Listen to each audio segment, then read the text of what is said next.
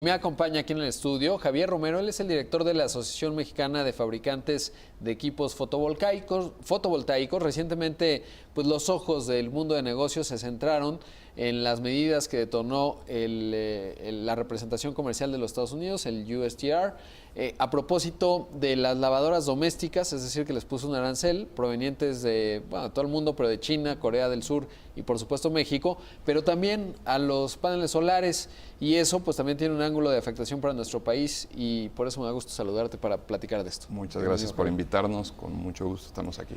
Primero preguntarte, yo no tenía muy claro que en México se produce tantos paneles solares. Sabía de, por ejemplo, de Gustavo Tomé, me parece, que tiene una planta que trajo de Europa, etcétera. ¿Cómo está el tema? ¿Cuánto nos afecta y cuánto se produce de paneles fotovoltaicos? En efecto, sí producimos paneles fotovoltaicos desde el 2009, que fueron las primeras plantas que se instalaron en México, la de Gustavo, que es SolarTech. También tenemos la del ingeniero Peralta, que es Yusasol, y pues probablemente 7 más. En la Asociación Mexicana de Fabricantes, pues reunimos 7 de esas empresas, probablemente, como mencioné, serán 9, 10 en total, pero bueno, nosotros representamos a 7 de ellas, ¿no? Y pues sí, tenemos una afectación muy fuerte con este nuevo arancel del 30% pues para paneles y celdas fotovoltaicas a nivel mundial. ¿Cuál sería la diferencia entre un panel y una celda? Si entendemos la celda como, si fuera como un coche el panel, pues la celda sería como el motor. Y también es la parte más costosa dentro del propio panel. Entonces sí es una afectación muy importante para el sector. Nosotros no esperábamos que aplicara este arancel para México. Inclusive la recomendación del Departamento de Comercio de los Estados Unidos fue que no se incluyera a México y obviamente inclusive que fuera un arancel mayor del 35%. La realidad es que el arancel sí era necesario porque estamos hablando de una competencia desleal por parte de los productores chinos que ha destruido el mercado y a los fabricantes a nivel mundial, y esto es una realidad, y obviamente también nos pega a nosotros en México, ¿no? Ahora el problema es que con este arancel del 30%, pues la realidad es que México no puede ser competitivo exportando a los Estados Unidos y se tendrán que concentrar los productores en el mercado local. Claro. Sin embargo, con este arancel, pues la otra parte es que todos estos paneles chinos que iban a entrar al mercado americano, que es el segundo mercado más importante a nivel en fotovoltaico después del chino, pues van a estar entrando a México, y sí es un problema, ¿no? Claro.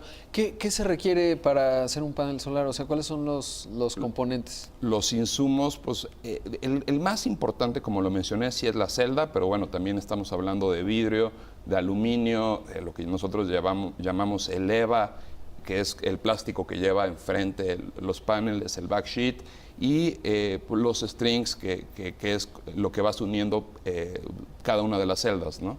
Para entender por principio cómo funciona, es decir, yo he visto, pues tienen negro, pero he visto distintos esquemas, calientan, digamos, vapor, eso mueve turbinas en algunos casos, pero hay varias tecnologías porque también hay fotoeléctrica, ¿no? Pero es fotovoltaico. Fotovoltaico. Básicamente dentro de fotovoltaico tenemos 2 tipos de tecnologías.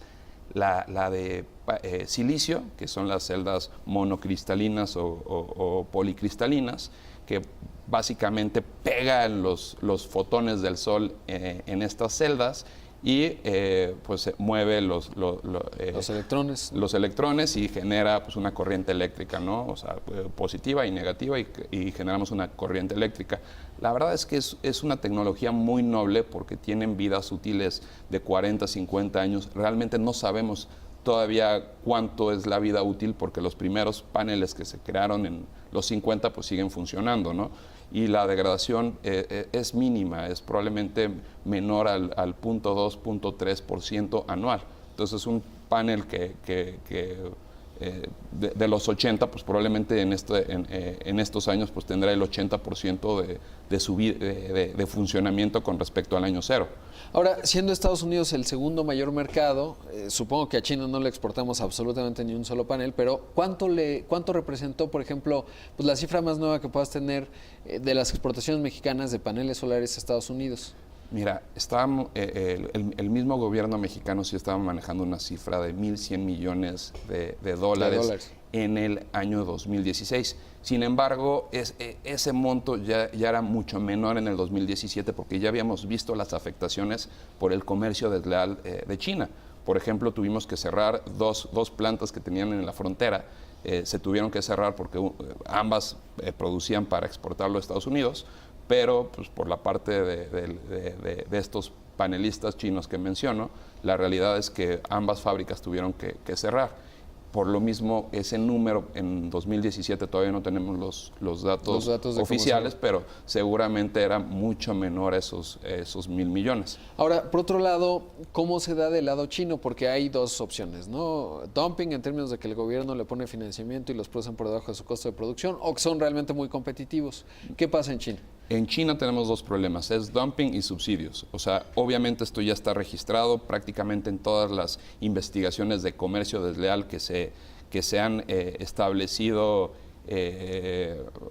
aranceles a los paneles chinos, pues se ha comprobado esa afectación al mercado local por la parte de dumping y por la parte de subsidios. La realidad es que también el mismo gobierno chino otorga a través de sus bancos de desarrollo, financiamientos muy bajos, prácticamente a tasa cero, también les da beneficios fiscales, evitan impuestos. Entonces, sí es un tema que por lo que estamos buscando a nivel mundial es que haya un piso parejo entre todos los fabricantes de todos los países. La realidad es que no puede ser esto mientras estemos viendo este tipo de prácticas provenientes principalmente de China, también lo hemos observado de Taiwán, pero principalmente de China, y pues ha afectado el mercado mundial, ¿no?